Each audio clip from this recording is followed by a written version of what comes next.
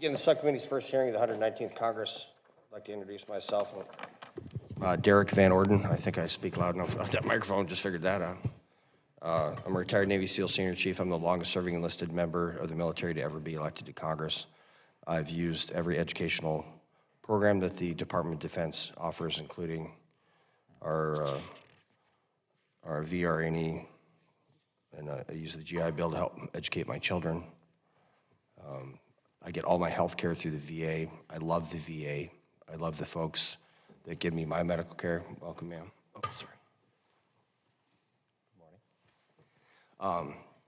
I love our healthcare providers. I love the folks that have helped me get my education. And what I despise about the VA is the bureaucracy. And we waste billions and billions of dollars supporting the bureaucracy of the VA. And it is my intent to stop that. Every single dollar that is wastefully spent is one that doesn't go to a veteran, either their health care or their education or our Gold Star families, the benefits that they have earned by sacrificing their family. And essentially, this is Groundhog Day. Mr. Barrett chaired a subcommittee yesterday. It was a closed session, so I won't describe it in detail, but essentially what we've identified, again, is billions and billions and billions of dollars worth of waste that the VA is responsible for through either inadequate or no planning at all. And that's got to stop. I would be remiss not to mention my great friend, Mike, who is no longer the ranking member. He's moved on to appropriations. I don't know why you'd want to go there, but I'd like to welcome Mr. Pappas. We had a great meeting in private discussing your priorities, which would be veterans homelessness, and we'll be going to a field hearing to your district. You haven't heard this yet, but this is not a bipartisan committee. This is a nonpartisan committee. And we started that. Mike and I had a great relationship, and I expect the same. I can't believe Morgan's back. Good to see him. Mr. Barrett, and ma'am, it's so wonderful to have you here. So I want to make sure that we follow through with some things that we started in 118th. So from the Senator Elizabeth Dole 21st Century Veterans Healthcare and Benefits Improvement Act, we're able to pass improvements to education benefits, homelessness prevention benefits, USERA, and reduce the red tape of the VA. We'll hear from the VA today. We have lots more to do to this, and I want to make sure that we are going to refocus the Veterans Affairs Administration on veterans and not the Veterans Affairs Administration. We're going to talk about state of education services and the Department of Veterans Affairs. Since 2020, the number of employees at the education services at VA's headquarters in DC has nearly doubled, growing from 102 to 185 in 2024. So I'm going to say it again, the headquarters staff has nearly doubled, but the actual budget has only increased it went from $1.5 billion to $12.1 billion, and that is a tremendous amount of money. So if we're spending all this money and we're increasing the bureaucracy and not sending that to veterans benefits, that is a problem. So I swear to God, this is like Groundhog Day. I'm just going to bulletize some things here so that everybody understands for the record. So we have seen this in this hearing room. Contract and oversight mistakes with the digital GI Bill to the tune of billions of dollars, hundreds of millions of dollars. VA bureaucrats going rogue with risk-based surveys leading to schools backing out from accepting the GI Bill. So the antithesis of what the VA is supposed to be doing, they're actually chasing veterans away from getting educated. An absolutely foolish interpretation of a Supreme Court case that will add nearly $10 billion to the deficit over the next decade and not help anybody. A VA proposing a rule to the Federal Registry using the wrong form, causing schools to panic. Paperwork. Government employees reinterpreting congressional law and kicking out religious schools from our GI Bill. Unacceptable. Former head of Education Services giving out his contact information to school certifying officials because they had so many communications issues that needed to be solved. And the list just goes on and on and on and on and on. And it's going to stop. Like, this is going to stop. I'm very excited to have a new secretary of the Veterans Affairs. Dennis was a friend of mine. I think he was undermined and subverted by a lot of people sitting over here, permanent bureaucrats. I firmly believe that. Dennis wanted to do what was right, and his feet were knocked out from underneath him by the permanent ruling class in Washington, D.C., and those are not elected officials. And it's going to stop. And we're going to do everything we can to make sure that every single dollar that is allocated by this Congress goes to help a veteran, not a bureaucrat. And so help me God, that is my sole intent.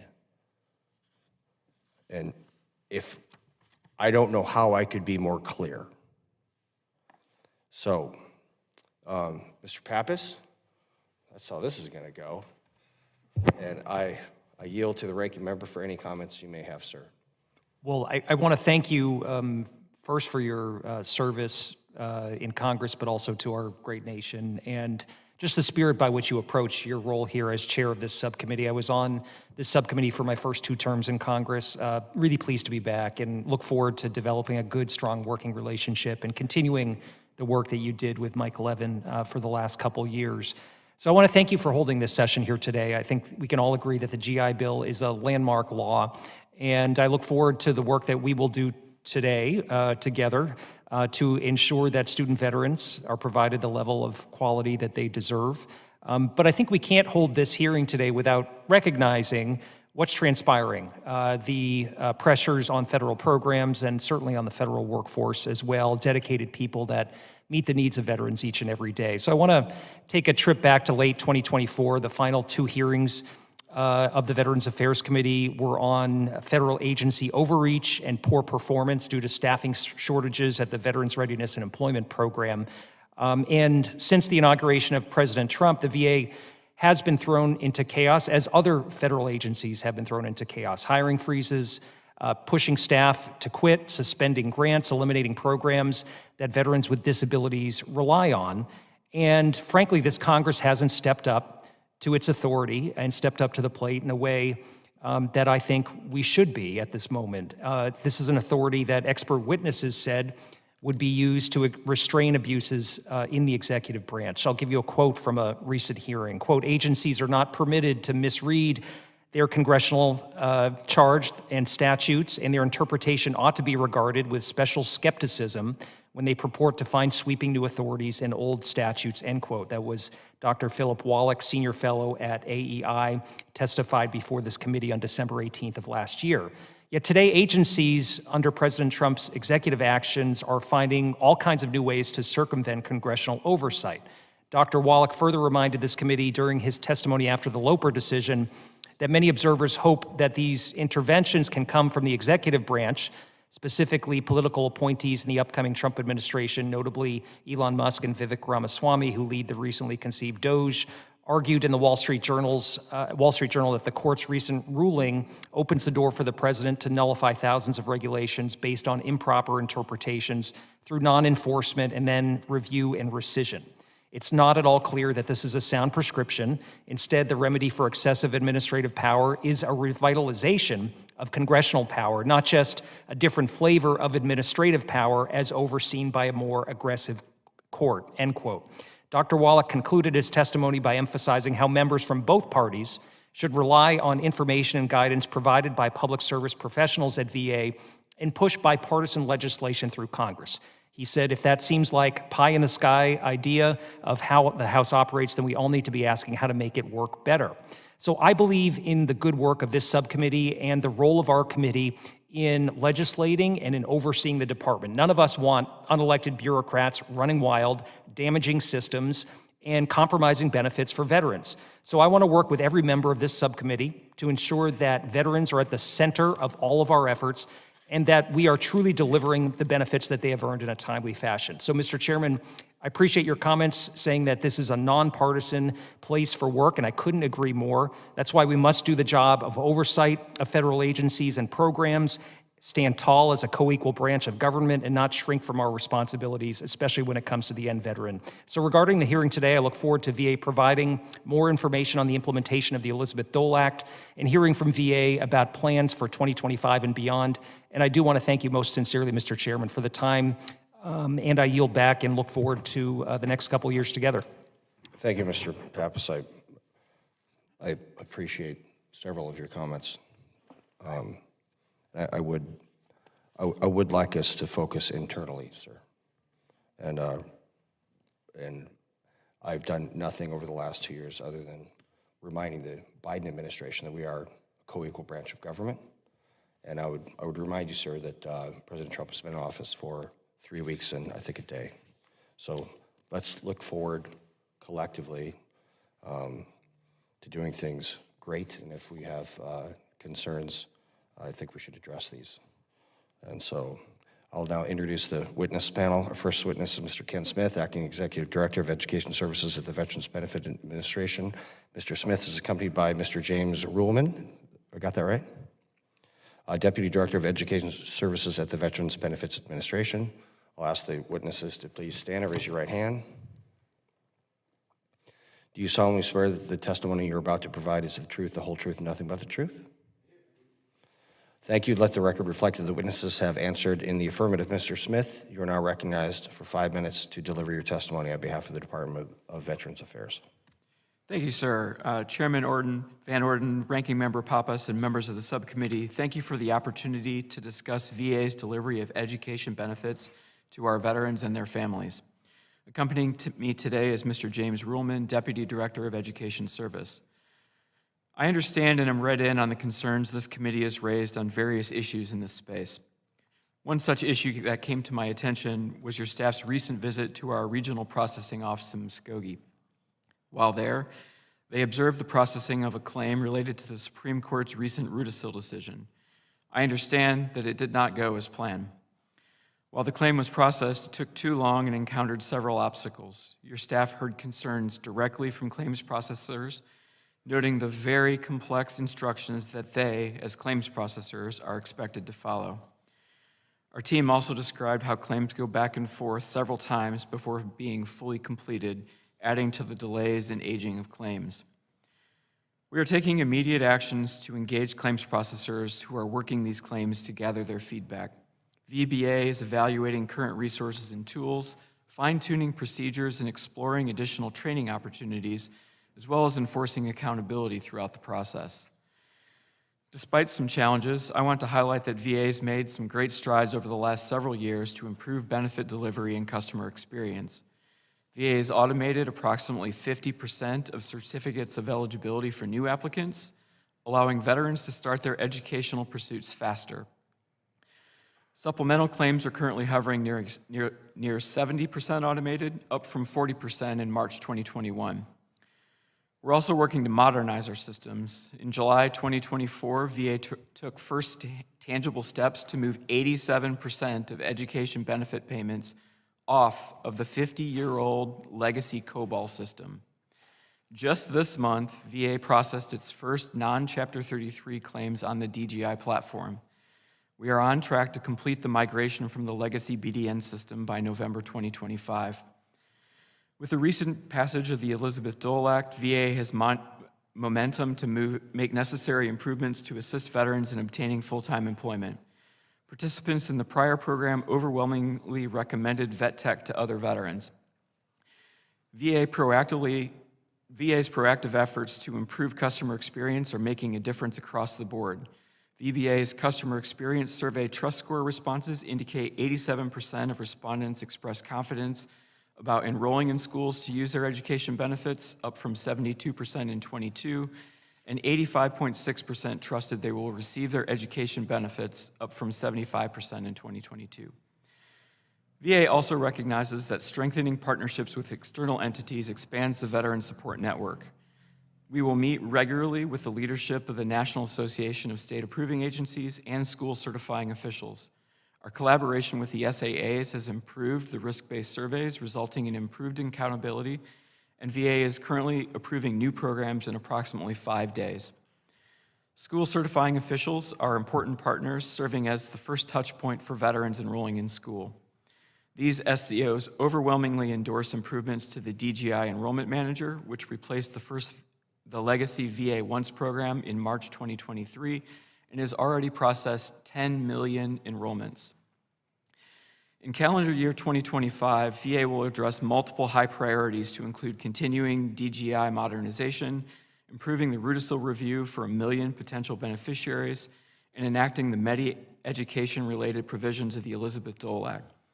We will also implement recommendations from the Office of Inspector General and Government Accountability Office. Mr. Chairman, I share this committee's mission of working for veterans and ensuring that VA effectively delivers the very benefits that veterans have earned and deserve. I commit to you that I will work to get it right, remain transparent in our efforts, and to not shy away from the challenges. My team and I will always put veterans and beneficiaries first. Mr. Chairman, this concludes my statement. My colleague and I are prepared to answer any questions you or other members of the committee may have.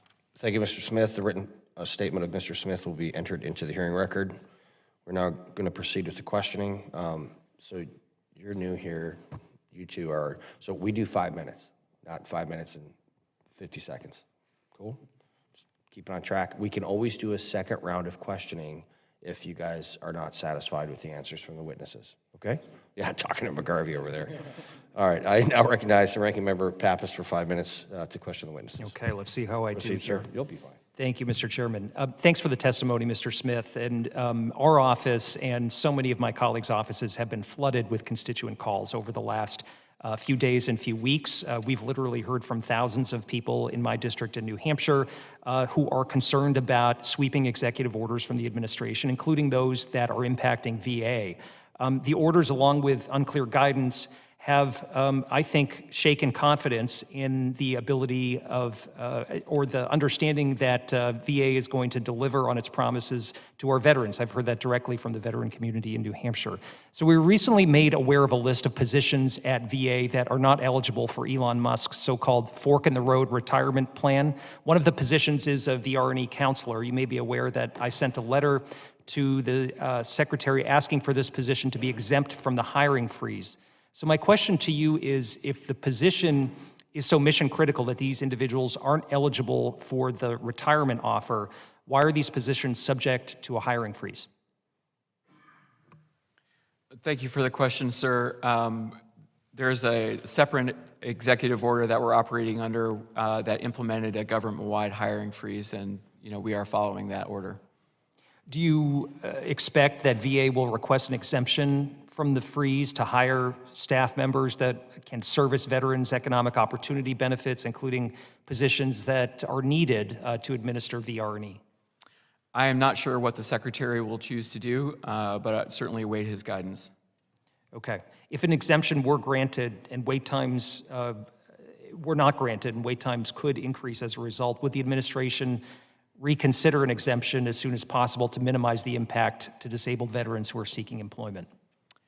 We absolutely want to minimize impact to the extent possible, and we'll work with you and the appropriators to make sure that we have that we can fill to our budget ceiling once we've reached the position where we can begin hiring again. So to your knowledge, have any VRE-connected positions been rescinded? I don't know, sir. Okay. And what, if anything, is VA's plan to ensure that veterans don't experience delays in accessing these earned benefits? Speaking for the education delivery of benefits, our positions, our claims processing positions are also exempted as claims processors. We continue to execute against the mission with the staffing that we have, and our high rate of automation is supporting that as well, allowing us to deliver those critical benefits. So I want to get to Rudisill. You brought it up in your testimony, a population of over 1 million veterans and their dependents who are potentially impacted by the decision which established that eligible veterans and their dependents can access up to 48 months of education benefits if they serve during 2 periods, typically before and after 9/11. So how is the president's hiring freeze impacting VA's ability to begin reviewing these records? We are reviewing all of the Rudisill claims with existing staff, so I would say that we have the staff on board to conduct this review. Right now, we are in the midst of our spring hiring surge, so we are working to ensure that we are delivering benefits for veterans and family members who are in school. and then we'll shift to Rudisill. We prioritize those claims so that we are making decisions for those that are in school and low on remaining entitlement so that they can continue their educational pursuits.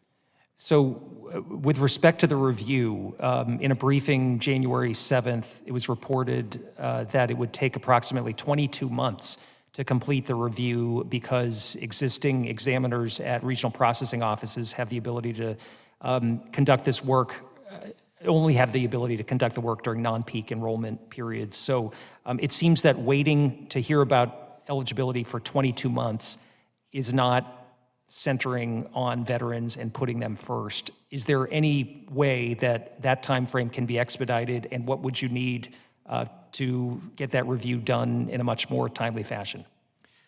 As I said, our current method is to prioritize those claims that where the veteran or family member is in school or low on entitlement. That's, I think, the best we can offer at the moment. Would additional staffing help you conduct that review in a timelier fashion, less than 22 months? These are very complex determinations. I am not certain that additional staffing at this point would help. Okay, my time's up. I yield back. Thank you, Ranking Member Pappas. I now recognize Mr. Barrett from the great state of Michigan, which is directly across from Lake Wisconsin. Is that anywhere near the Gulf of America, Mr. Chairman? Very close, sir. Okay. Glad someone got that. Thank you. Mr. Smith, I know that there's been a lot of discussion about these risk-based surveys that are done and what constraint that's had, the downstream effect of that on veterans being able to access education that really fits their needs and what they're seeking. Can you give us an update as to the status of these risk-based surveys and whether they're being used in a strategic way to disincentivize educational institutions from participating in GI Bill and making that accessible to veterans? Thank you for the question, sir. I'll give a short answer and then hand it off to Mr. Ruhlman, who's much more an expert on risk-based surveys. I will say that we do not target any specific schools. We use a data-driven approach to determine who ought to be reviewed under these surveys and ensure that veterans are receiving the training and not defrauded of their benefits. Mr. Ruhlman? The purpose of the risk-based surveys is to provide health checks and fix any problems before veterans become at risk and end up being impacted by a school closure or not being delivered with the quality of education that they deserve and expect. We do work closely with our SAA partners to revise that model. We've actually done it for 3 years in a row, and we're currently in discussions with the state approving agencies at their midwinter conference in Crystal City, which is going on this week. And we're going to continue to revise those models. We've seen decreases year after year as we have revised that model from about 1,300 in fiscal year 2023, about 250 in fiscal year 2024, and less than 200 this year, and we'll continue to do that. But it is not the goal of either VA or the state approving agencies that are doing the risk-based surveys to drive schools out of the market or to decrease the number of opportunities available. And we remain committed to working with our partners to make sure that we're looking at the right schools and not overburdening other schools that are in good shape. But is it also true that someone not involved with VA, not a part of your organization or anything else, can still prompt a complaint that would trigger this review that you've described, the risk-based survey that you've described? Complaints can drive the selection of a school for a risk-based survey. We actually have a minimum of 2 complaints that are needed in order to possibly do that, and that's actually done also in combination with a number of other factors, such as rapid growth in the student population enrolled in a program, the payments per student, 85-15 violations, 90-10 violations, any other serious actions or scrutiny by state or federal agencies. And we do negotiate the selection of those schools with the state approving agencies. So we don't expect a school to be selected solely because of a single or even 2 anonymous complaints. That was something that was at least partially responsible for the 1,300 number in fiscal year 2023. But that's one of the things that we've really focused on, along with no longer looking at the transfer or retention or persistence rates, which tended to target community colleges and 2-year feeder schools for the 4 years. Okay. Thank you, Mr. Chairman. I'll yield back. Thank you, Mr. Barrett. The chair now recognizes Morgan McGarvey from the great state of Kentucky. Thank you, Mr. Chairman. Good to be back here this Congress with you all. Thank you all for being here today. Look, I think one of the things that makes this committee a fun committee to serve on is that we all agree. We all agree that we want to get our veterans, the brave men and women who are willing to put on a uniform and sacrifice everything for us, the benefits they have earned and they were promised. So I'm glad we're having this hearing because we need to focus on how to better serve our veterans. I also want to make sure that we're putting all the focus on the right place, which is getting these veterans their services, and how do we actually do that? Because that is what we want to have happen. Come back with me to Louisville, Kentucky. I'll take you in the VA, I'll take you in VFW 1170, I'll take you anywhere. And you're going to hear some similar things. One, a lot of veterans do appreciate when the VA works for them, and there are things at the VA that are working for them. Then they're going to tell you about the things at the VA that aren't working for them. We're here today talking about education benefits on this committee, and I think you would hear a lot of things. Speed, that they're not getting these benefits quickly enough. You're going to probably hear complaints about confusing jargon, confusing things that happen, like how do we jump through these hoops? How do we get these benefits we were supposed to have earned? And then, of course, that ease of access kind of goes in with the confusing jargon. How are we getting veterans what they need?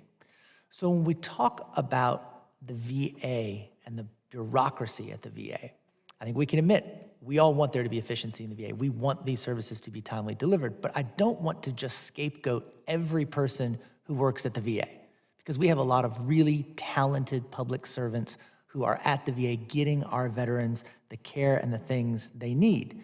And so when you look at what's happening, even though we're only 3 weeks into the Trump administration, when you look at the executive orders on the hiring freezes, that applies to everybody. Even we've heard from doctors who've had a hiring freeze, and I know we're not talking about healthcare and VA today, but that certainly plays into what we're talking about. They're talking about drastically altering some of these policies in an effort to starve out some of our dedicated public servants and cut the workforce at the VA. I think we're here with the right intention, but I want to make sure we are here with the right focus. And when you look at Congress, it's the real complaint here is that we need to improve the policies and procedures in VA. Let's do it. Let's work together to make those changes. I'm totally for it. But if we're concerned that railing against the VA is just pretext to begin a Doge death spiral with the VA where you've got the workforce in the name of efficiency leading to slower benefit delivery and more backlog for our vets, then let's remember who we're here to serve. And so I think about these changes. One, you mentioned something I want to get into, Mr. Smith. You said that additional staffing wouldn't necessarily help. One thing I hear from veterans is even if we go in the name of, look, we use technology in all of our daily lives. I hear from a lot of veterans that at the end of the day, they want a person at the other end of the line eventually. What would help? You said staffing won't help. What will help us clear this backlog and get veterans the benefits they need and deserve? Thank you for the question, and I certainly appreciate your comments. We are very focused in improving our trust scores, including all of the elements that you just mentioned, as well as ensuring that veterans feel valued. That's a key element of our trust score. In terms of what will help, I would say we need better procedures. We need better job aids. We should not have to require our claims processors to do many multiple tasks without some supporting like templates. And I think we can look at technology as an enabler as well. We are not there right now. We need to take a look at things within our control in terms of those policies, procedures, job aids and tools, issue some reinforcement to our folks who are 1 month or 6 weeks into processing these root of seal claims on a very steep learning curve, and then reassess and go forward. Thanks. We're short on time, and so I just want to say I appreciate that. I do want to make sure that we are getting our veterans what they need. If some of that is technology, that is fantastic. If we need efficiency, we need better off. But we need to recognize what's going on right now. There are 1.7 million veterans who've become eligible for additional GI benefits. The VBA is already using overtime and seasonal capacity. So thanks so much, and we'll keep on this.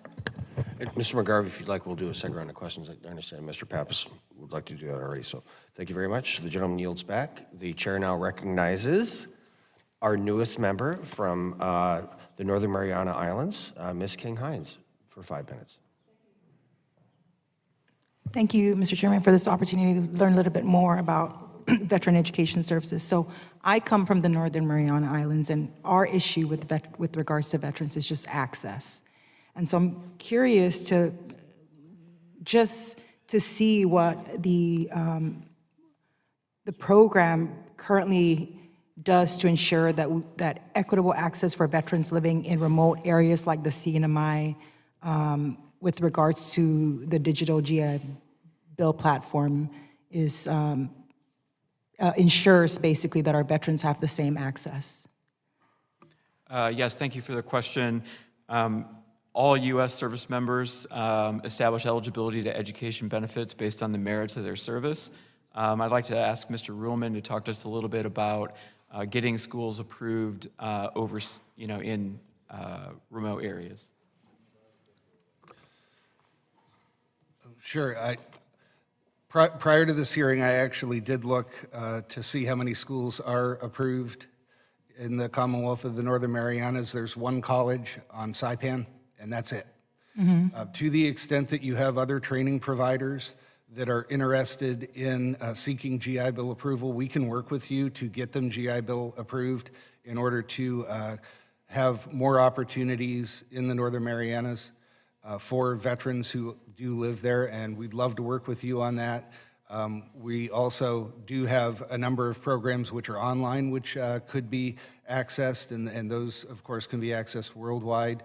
But really, we need to have more schools offering programs, whether that's technical schools, degree-granting programs, excuse me, employers who have on-the-job training programs. That's one of the ways that probably you could increase the number, would be to find some employers, whether that's electricians, plumbers, really any of the trades, skilled trades that have OJT programs could be approved in the Northern Marianas as well, to allow people to use their benefits and to gain skills which will help them get better paying jobs.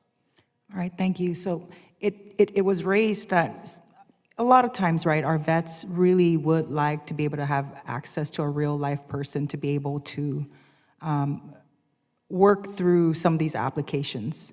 And in remote areas like the CNMI, or rural areas in particular, right, access to the internet is a challenge. And what have you done with regards to just outreach to these communities to ensure, right, we're talking about digitizing a platform, but in remote communities like ours, sometimes access to digital platforms is a challenge. And so what outreach work has been done to ensure that remote and rural communities just have a fighting chance basically at being able to avail some of these services?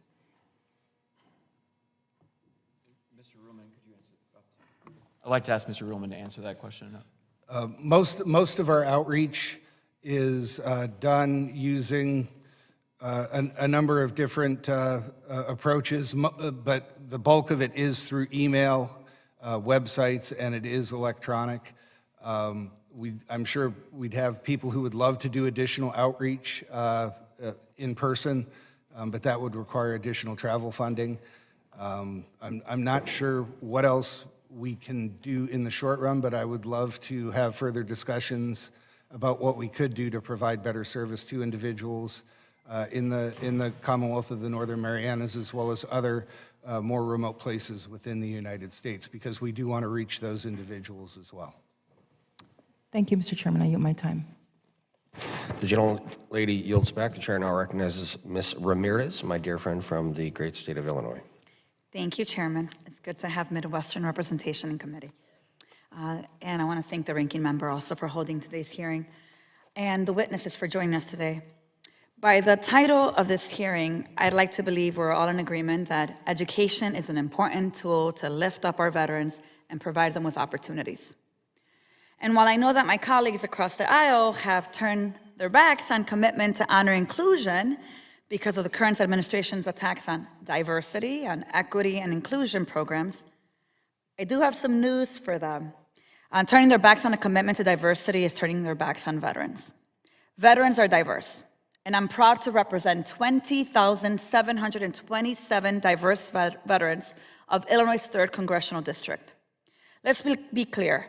Then when we're talking about veterans, we're talking about women, we're talking about people of color, we're talking about first-generation veterans, we're talking about low-income veterans, we're talking about LGBTQI+ veterans, and deported veterans. They're all veterans.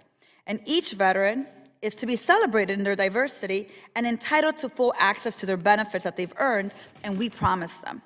And that's why I take such a responsibility to provide careful oversight of our education services seriously. It's our job.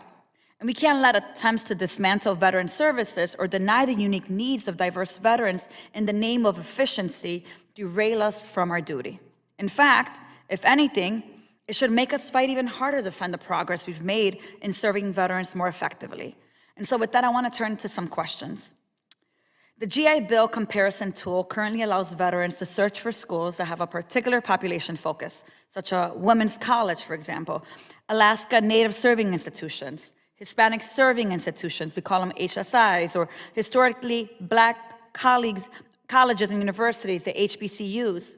Mr. Smith, will the VA remove this information as a search feature for veterans in order to comply with Trump's administration's executive orders ending diversity, equity, and inclusion programming? Thank you for the question, ma'am. 1 week on the job in, I have not gotten any instructions to that end, but I'd be happy to bring something back to you. Mr. Smith, I would appreciate that. I certainly want to make sure that I know what search information is available and not available as veterans are looking at schools. So we'll follow up with you. But let me ask you another follow-up question. As you're searching, if the VA would remove the ability to search institutions by diversity characteristics, how would that actually interfere with a veteran's freedom to choose a school of their liking? You want me to repeat it? Please. Yeah. So I've asked you if the VA is looking at removing this information, the search feature that allows people to look at a school, based on, is it a women's college? Is it an Alaska Native serving institution? Is it an HSI or HBCU? And my question to you was, is the VA going to remove the search feature?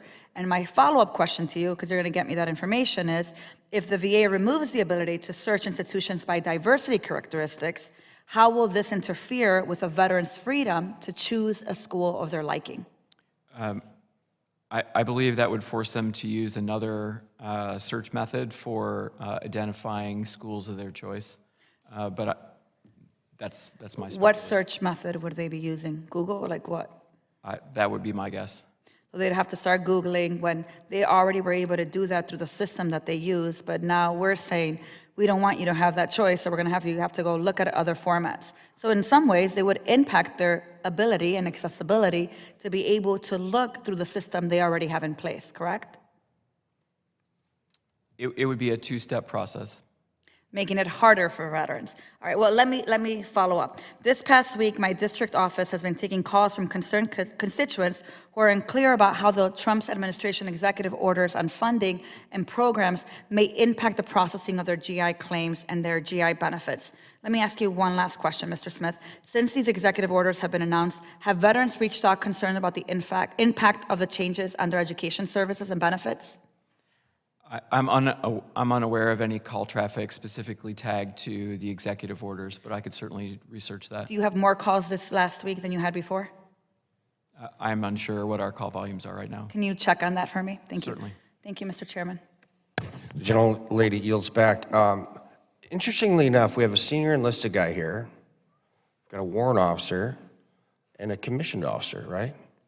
Correct? Army Intel? It's oxymoron right there, I'll tell you, to be honest with you.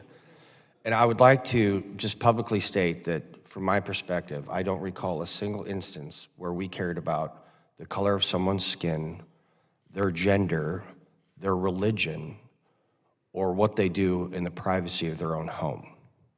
And I think we all need to get back to that position, and I can affirmatively speak with confidence from the Trump administration, from their perspective, that they don't care about the color of your skin, your gender, your religion, or what you do in the privacy of their home. And that we will be approaching, they will be approaching, as will this subcommittee, from a absolutely 100% neutral perspective. And if anyone chooses to not do that, then they are no longer welcome on this subcommittee.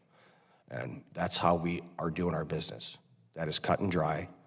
And that is the formal policy. And Mr. Pappas, I haven't even discussed this, but we're not doing this, correct? Doing what? We're not going to look at people through these individual lenses. Oh, happy to have a conversation about Okay. what the VA needs to do to reach underserved veterans. Yeah, I think 100%. there's a legitimate concern about DEI going away and us not being able to seek out those veterans that deserve and need assistance. So I think that's the concern that Ms. Ramirez was expressing, and I support her. Her questions. Don't get me wrong, I have tremendous amount of respect for you, ma'am. I just want to tell you that our perspective as veterans from the entire stratified levels of the military is we just don't see things that way. And we've served, Tom, how long are you in? 22 years, Mr. I Chairman. was 26. How about you, Mr. Amade? Okay, so we got 60 years of military experience here. I'm just saying that we don't see it that way. And if there's anything we can potentially do better to reach all of our veterans, you had that flag on your shoulder, I'm with you. Just to be clear, so we're on the same sheet. Very well. The chair now recognizes Mr. Subcommittee from the great state of Arizona for 5 minutes. Thank you, Mr. Chairman. One of the major focuses that I've had since getting here to Congress and being on this committee is the transition from active duty service into civilian life, and also what that means for them in terms of job opportunities.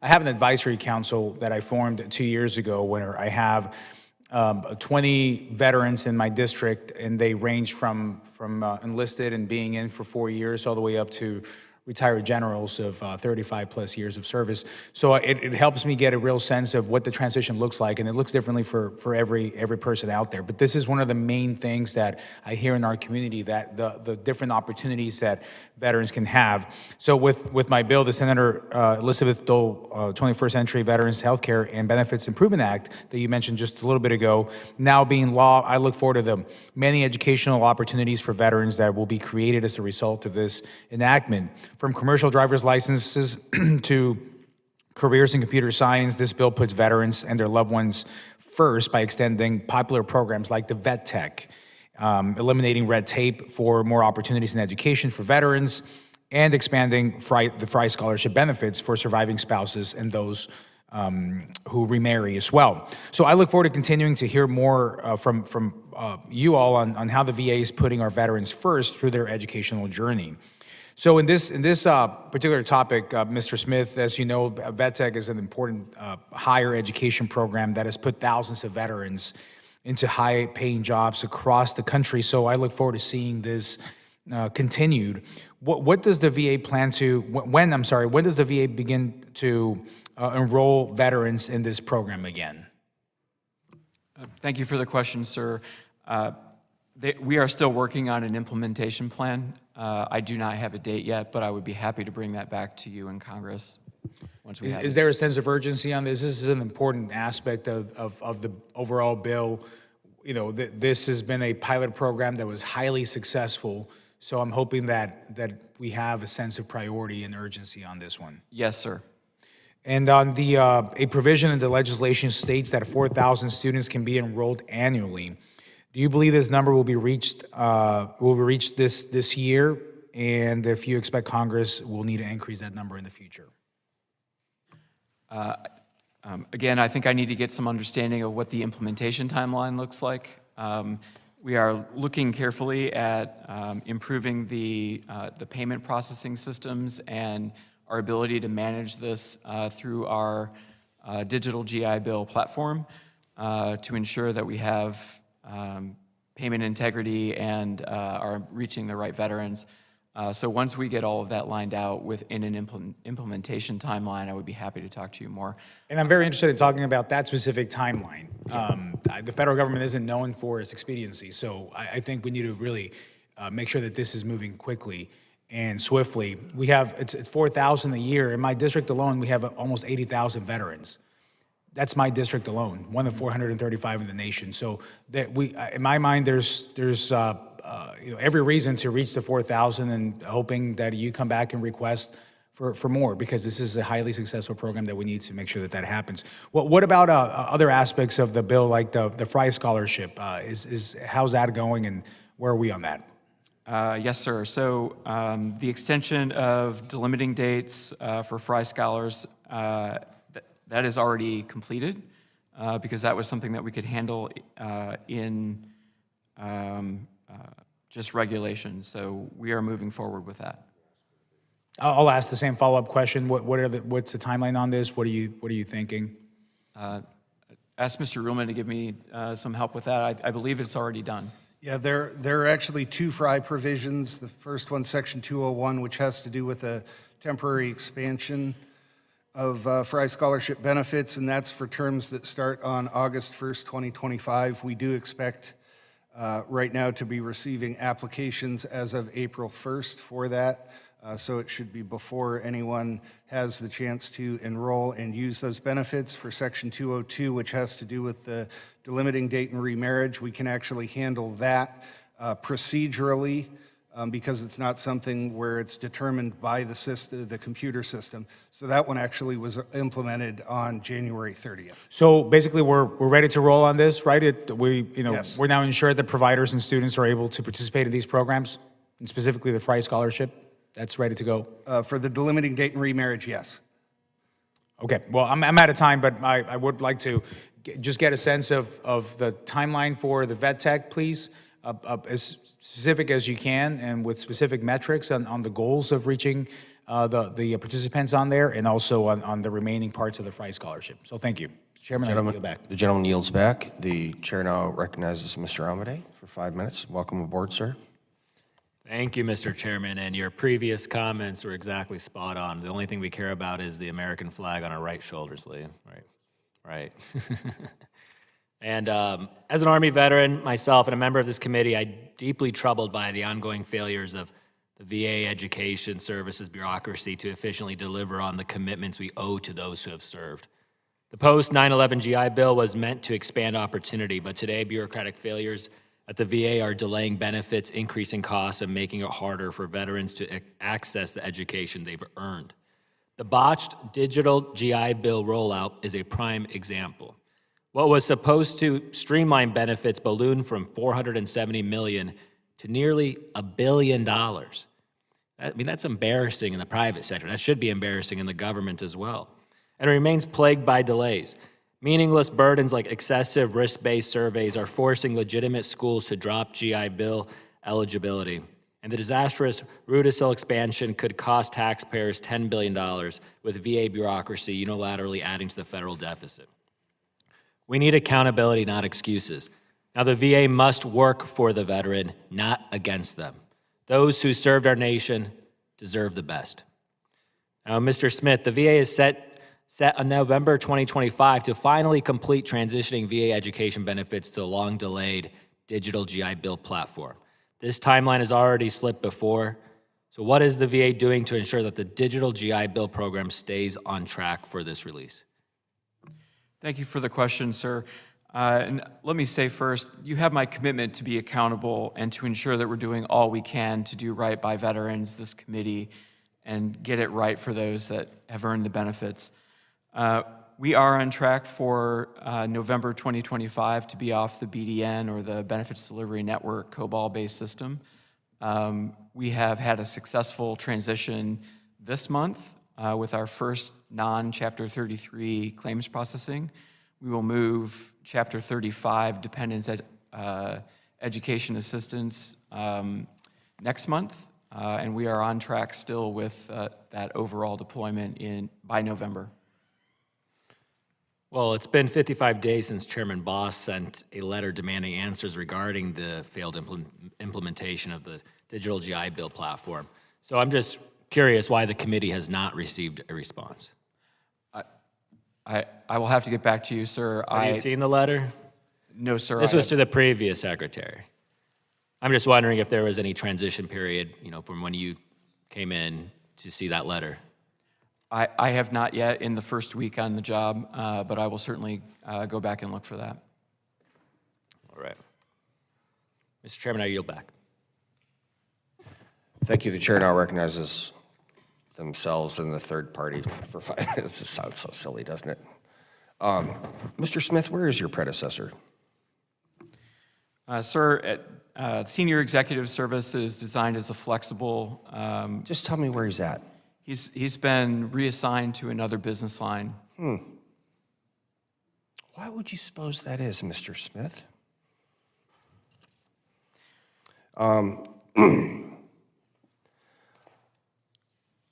The VA moves at its own speed. So I ask unanimous consent that this, from April 1st, 2023, this press release from the Department of Veterans Affairs is entered into the record. Without objection, so ordered. Okay, budget cut proposals would hurt veterans. This is from April 21st. This is what you said, that our budget cuts were going to threaten medical care for veterans. Didn't happen. Undermine access to telehealth. As a matter of fact, we expanded it. That didn't happen. Worsen wait times for benefits. That didn't happen. Prevent construction on healthcare facilities and veterans need. That didn't happen. Failed to honor the memory of all veterans. We actually increased the budget by $81 million for our cemeteries overseas. So, cut housing for veterans? No. Increase food insecurity for veterans? No. Deprive veterans of mental health, substance abuse, and other health services? No. Eliminate job training and support homeless veterans? No. Okay, this is still on your website. Okay, enough of this trash. So when we're talking, look, the Trump administration has been in office for 3 weeks and 1 day. That is still on your website, and it is a pack of political lies.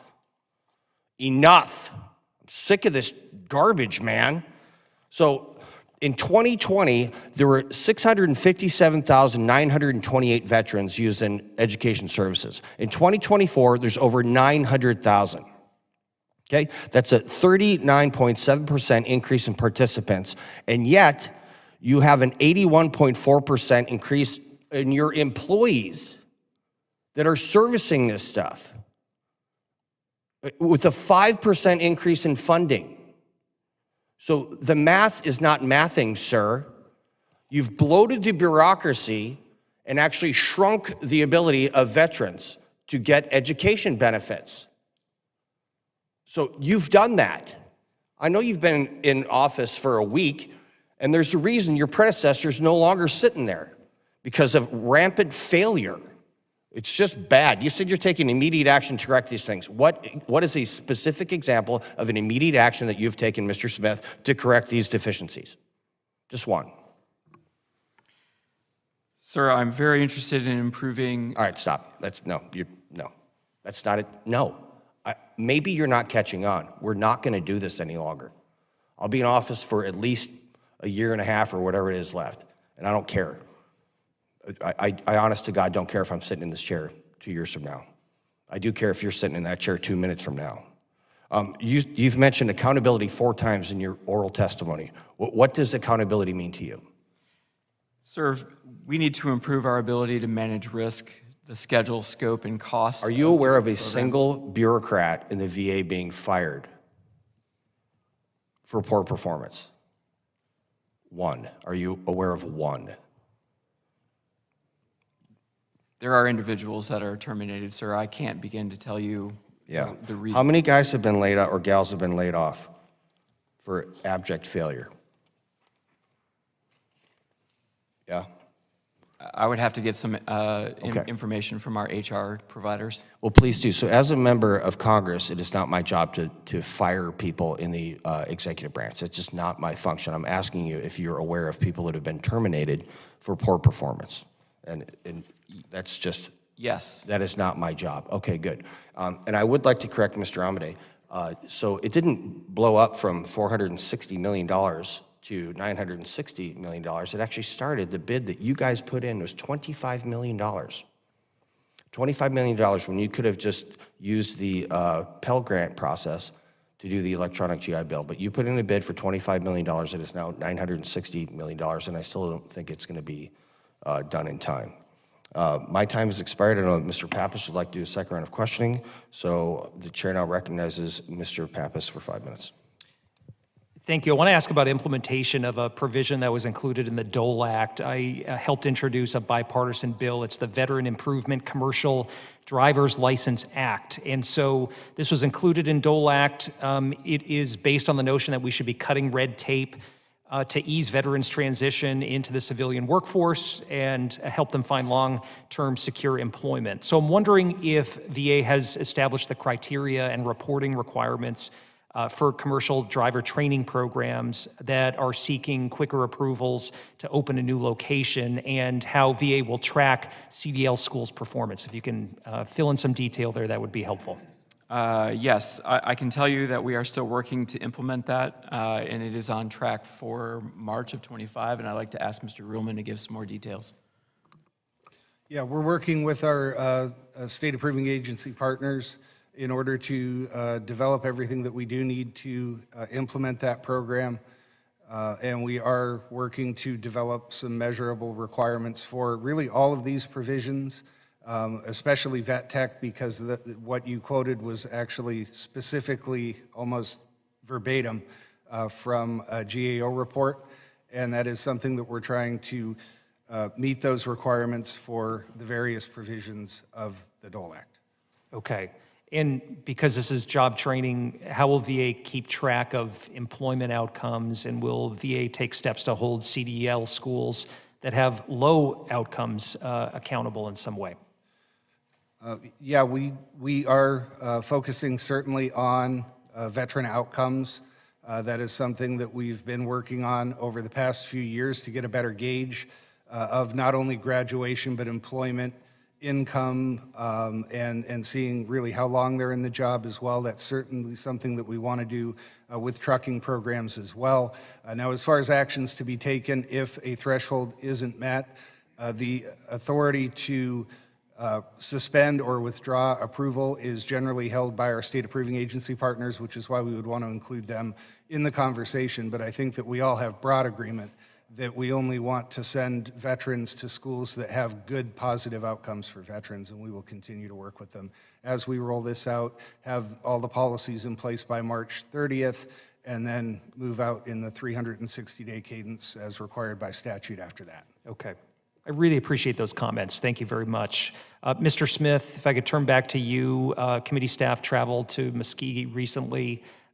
As you know, VA employs 1,500 individuals there that receive calls for education service. So I'm wondering if you can build upon your testimony and give us the current performance of that site. How are we doing?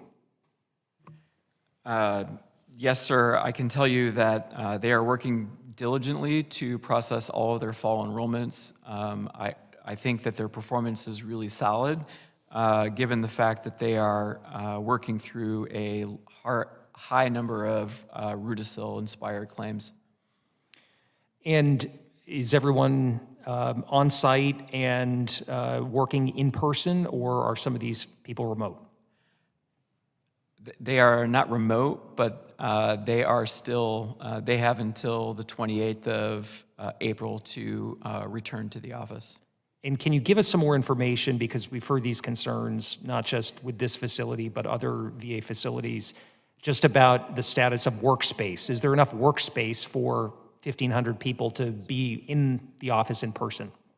I'm not aware of the details in Muskogee, but I could certainly find that out for you. Yeah, we'd like some more detail on that, because if VA is requiring all individuals at this office to be in person, and that could potentially result in a loss of productivity if we don't have adequate space for these folks, or greater expense to be able to build out space. I'm just wondering if VA would reconsider the decision for this particular facility, which seems to be operating at a high level of productivity that has made significant strides in answering calls and serving veterans. Understood, sir, and I'm certainly sure that the acting undersecretary and secretary will consider that.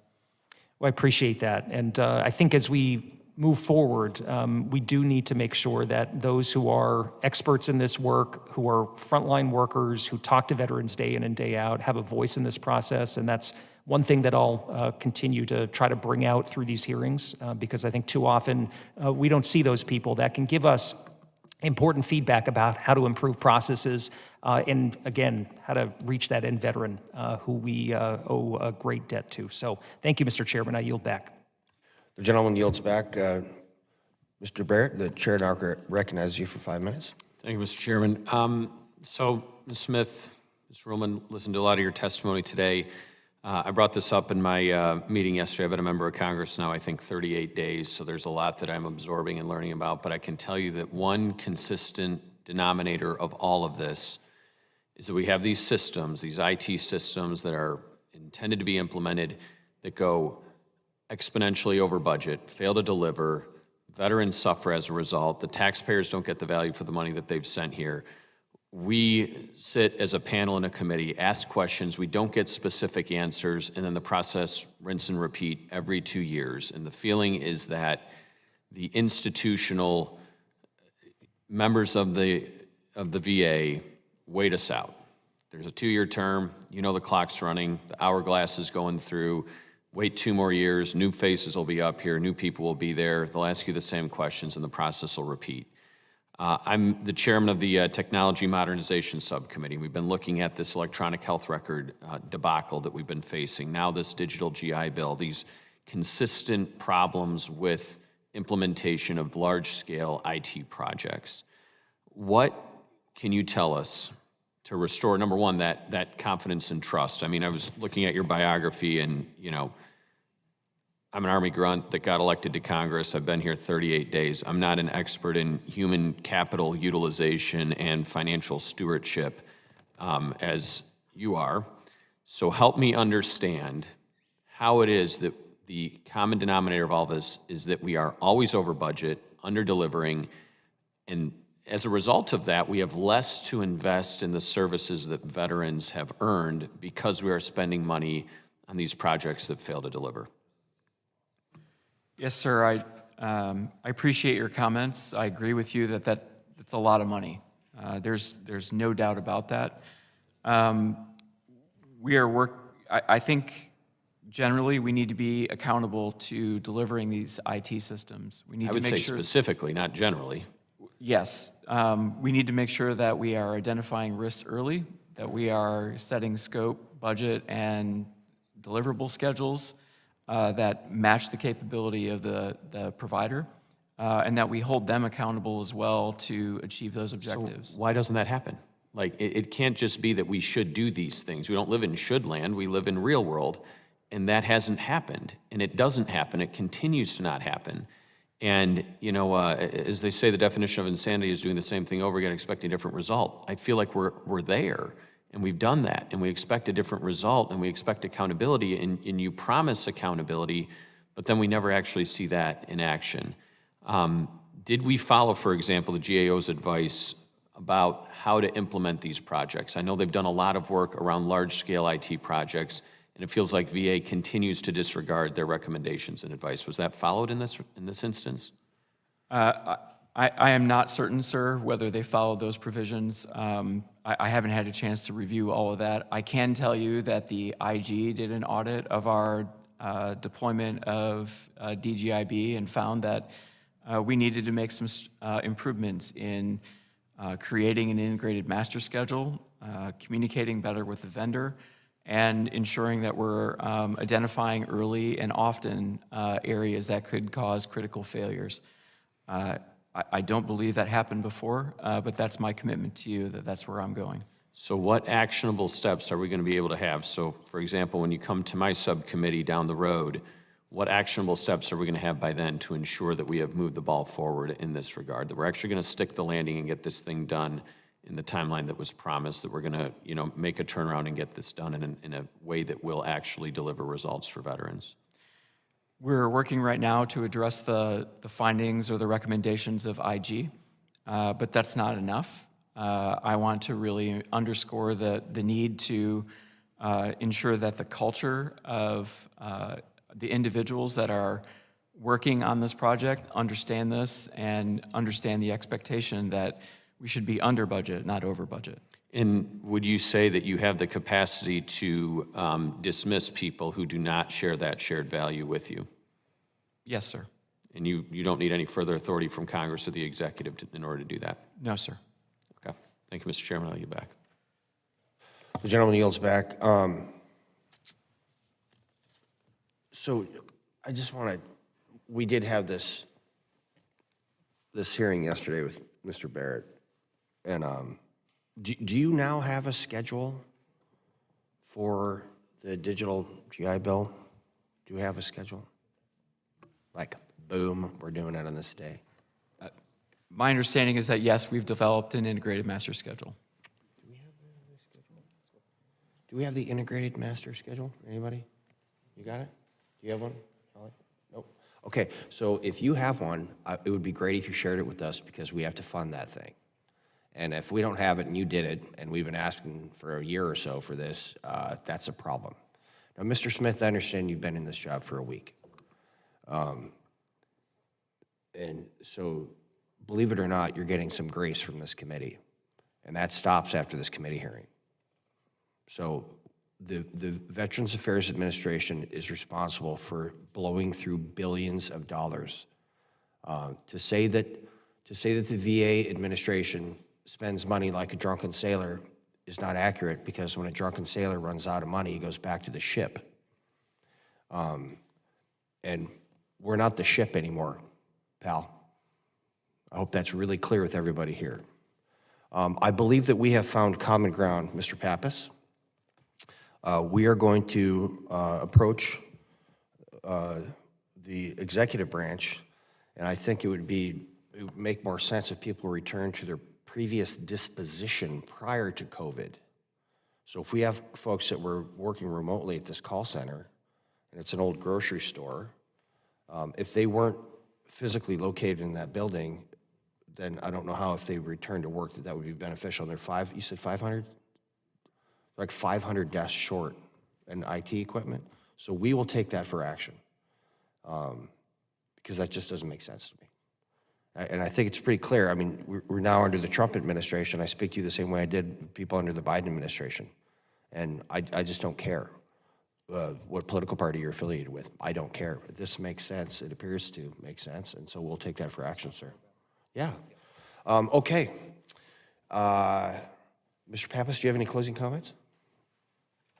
Oh, sorry, wait. The chair now recognizes the ranking member for any closing comments he may or may not have. Thank you to our witnesses. And look, I've served on this committee for 6 years. This is my 4th term now. I've served during presidents' administrations of both parties, and I think the commitment has to be the same to provide the oversight that Congress is required to do. And at the end of the day, I know that everyone around this table shares the same commitment to our nation's veterans. We may come at it from different perspectives from time to time, but I really join you in trying to seek that common ground and trying to seek better outcomes for veterans. At the end of the day, that's how our success is going to be measured here on this subcommittee and on the full committee, and I really look forward to the work ahead.